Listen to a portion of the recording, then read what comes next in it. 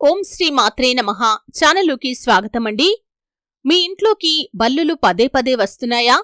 దానికి అర్థం ఏంటో తెలిస్తే మీరు ఖచ్చితంగా షాక్ అవుతారు. అయితే ఇంట్లో బల్లులు పదే పదే కనిపించటం అనేది దేనికి సంకేతం? ఏ దిశలో నుండి వస్తే ఎటువంటి ఫలితాలు మనకు ఉంటాయి? అలాగే బల్లి శాస్త్రం ఏం చెబుతుంది? అలాగే శరీర భాగాలపై బల్లి ఏ ప్రదేశంలో పడటం వల్ల మనకు శుభ అశుభ ఫలితాలు అనేవి ఉంటాయి. ఈ పూర్తి వివరాలు అన్నీ కూడా ఈరోజు ఈ వీడియోలో వివరంగా తెలుసుకునే ప్రయత్నం చేద్దాం.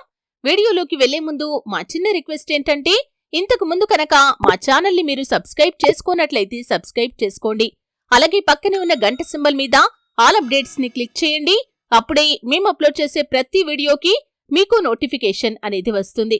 ఇక వివరాల్లోకి వెళ్తే కనుక చాలా మంది ఇంట్లో బల్లి కనిపిస్తే భయపడుతూ ఉంటారు.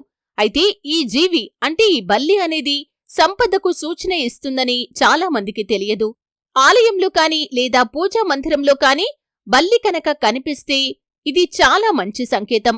ఈ బల్లి యొక్క రూపం అనేది ధనలాభం మాత్రమే కాకుండా కుటుంబ సభ్యుల మధ్య ప్రేమానురాగాలను కూడా సూచిస్తుంది. ఇది ఇంటి ఆర్థిక పరిస్థితిలో మెరుగుదలను కూడా చెబుతుంది. భవిష్యత్తులో జరిగే సంఘటనలను కూడా సూచిస్తుంది. బల్లిని ఎక్కడ చూస్తే శుభం కలుగుతుందో కూడా ఇప్పుడు తెలుసుకుందాం. దీపావళి రోజు రాత్రి ఇంట్లో బల్లి కనిపిస్తే కనుక అది చాలా శుభసూచకం. నిజానికి బల్లి లక్ష్మీదేవిని సూచిస్తుంది. దీపావళి రోజున బల్లి ఇంటికి రావటం లేదా కనిపించటం ఇంట్లో లక్ష్మీ రాకను సూచిస్తుంది. అలాగే కొత్త ఇంట్లో లేదా ఇంట్లోకి ప్రవేశించే సమయంలో బల్లి కనుక కనిపిస్తే అది పూర్వీకులు కాని లేదా తండ్రి రాకను కాని సూచిస్తుంది.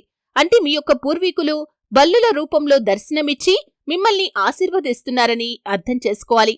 అలాగే మీరు కొత్త ఇంట్లోకి ప్రవేశిస్తున్నప్పుడు చనిపోయిన బల్లి కాని లేకపోతే మట్టిలో బల్లి పాతిపెట్టినట్లు కనిపిస్తే అది మాత్రం అశుభ సంకేతాన్ని సూచిస్తుంది. అలాగే కలలో బల్లి పోరాడటం కనుక మీకు కనిపిస్తే అది మాత్రం అశుభ సూచకం. మీరు కలలో బల్లిని పట్టుకోవాలని ప్రయత్నిస్తే అది భయంతో పారిపోతుంటే అది మంచి సంకేతం.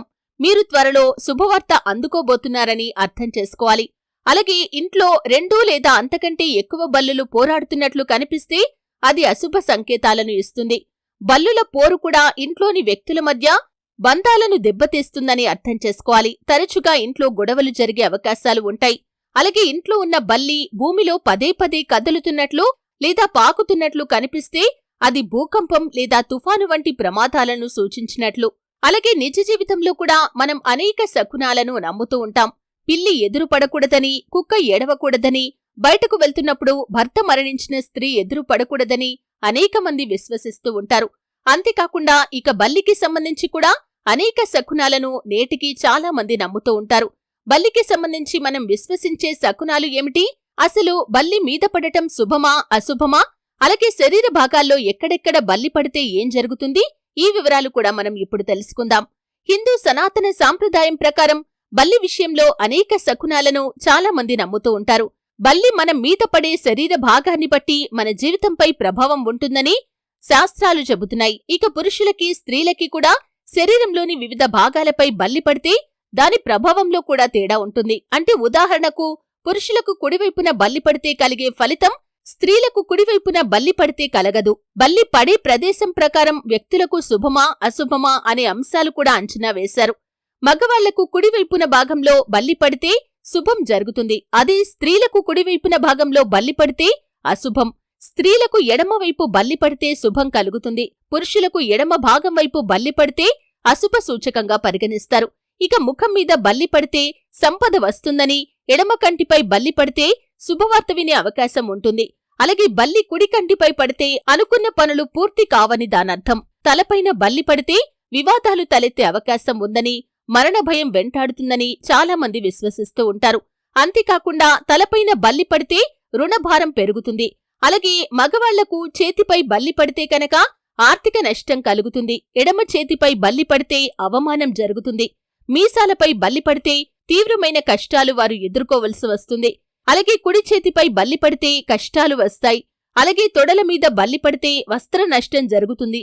కానీ బల్లి మీ శరీరంలో ఏ భాగం పైన పడినా కాని వెంటనే తలస్నానం చేయాలి.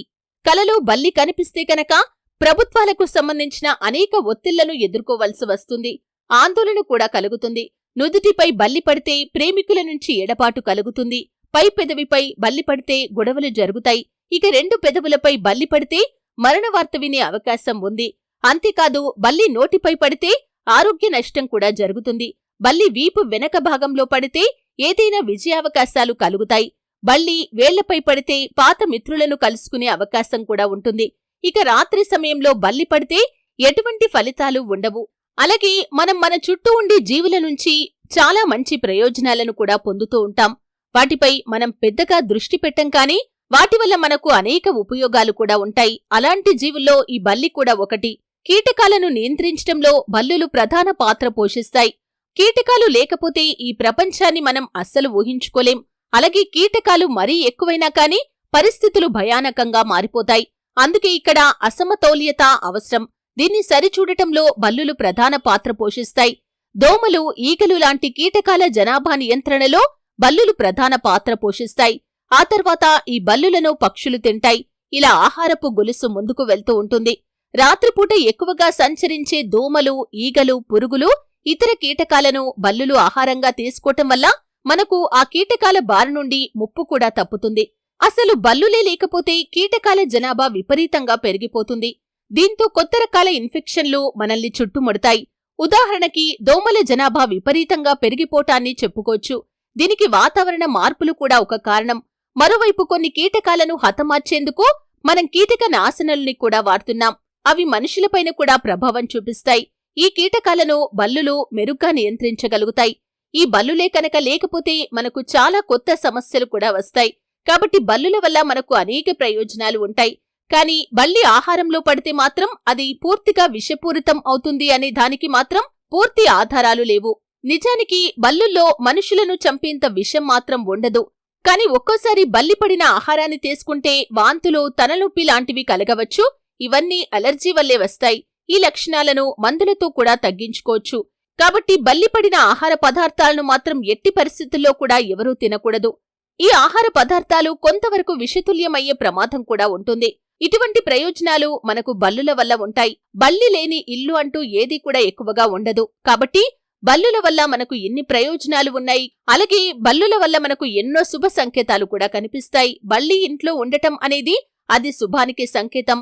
ఇంట్లో కాని అలాగే మీ ఇంట్లోని పూజా మందిరంలో బల్లి ఉండటాన్ని కూడా లక్ష్మీదేవి రాకకు చిహ్నంగా చెప్పుకోవచ్చు. చూశారు కదండి, బల్లికి సంబంధించి చాలా మందికి చాలా రకాల అపోహలు ఉంటాయి. మీ ఇంట్లోకి బల్లులు పదే పదే వస్తున్నాయంటే దానర్థం ఏంటో మీరు తెలుసుకున్నారు. అలాగే బల్లి వల్ల ఎటువంటి ప్రయోజనాలు ఉంటాయో కూడా తెలుసుకున్నారు. అలాగే బల్లి శరీర భాగంలో ఏ ప్రదేశంలో పడితే ఎటువంటి ప్రభావం ఉంటుందో కూడా తెలుసుకున్నారు. వీడియో నచ్చితే ఖచ్చితంగా లైక్ చేయండి. మరిన్ని మంచి మంచి వీడియోల కోసం ఇప్పుడే మా ఛానల్ని సబ్స్క్రైబ్ చేసుకోండి.